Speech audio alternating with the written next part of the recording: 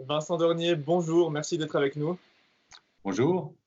Vous êtes directeur chez Lait Fruits, une entreprise basée à Pérois qui commercialise principalement actuellement des pommes et des poires. Et le moins que l'on puisse dire, c'est que vous n'avez pas chômé ces derniers jours. Est-ce que vous pouvez nous expliquer?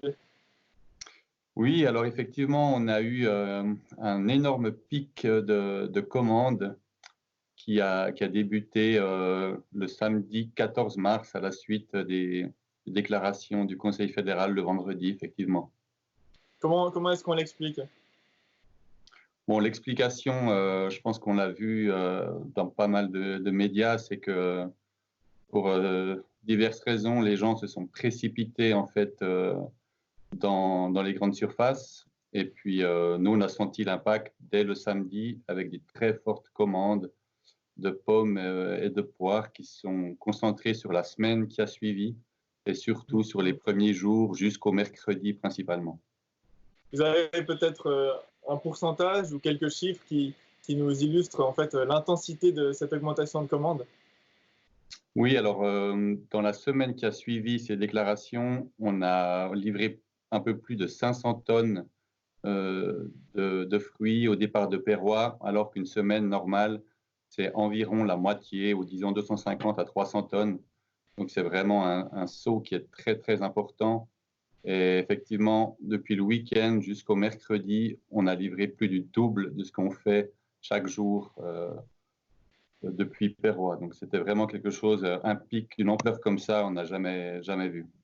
Ce sont des fruits qui viennent de producteurs de la côte. Alors, comment est-ce que vous avez géré tout ça? Est-ce que vous avez demandé aux producteurs de produire plus ou bien vous aviez des réserves? Non, alors voilà, c'est vu qu'on parle de pommes et de poires, c'est des fruits qui ont été récoltés à l'automne passé, qui sont stockés ici chez nous dans des quantités très importantes. C'est pour ça aussi qu'on insiste à dire qu'il n'y a aucun risque de pénurie. Par contre, il faut calibrer ces fruits, il faut conditionner. Le conditionnement est entièrement manuel.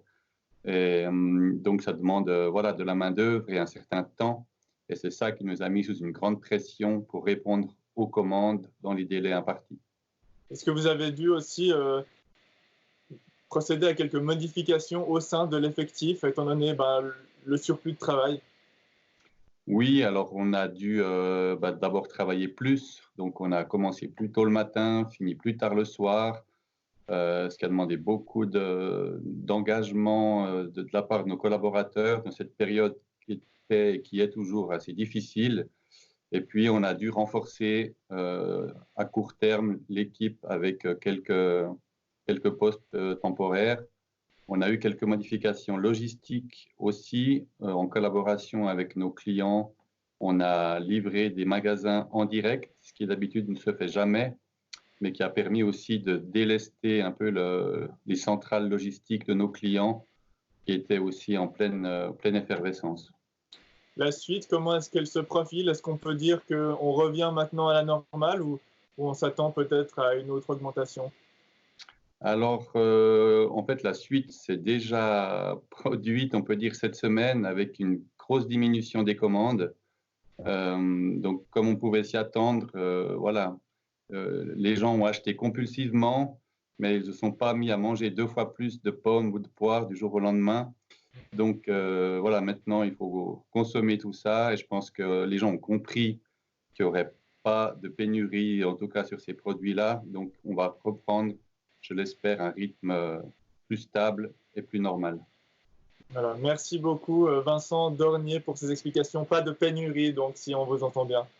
Voilà, c'est ça. On peut être rassuré, il y a encore des fruits suisses à consommer pour de nombreux mois. Merci beaucoup, Vincent Dornier. Merci à vous. Au revoir.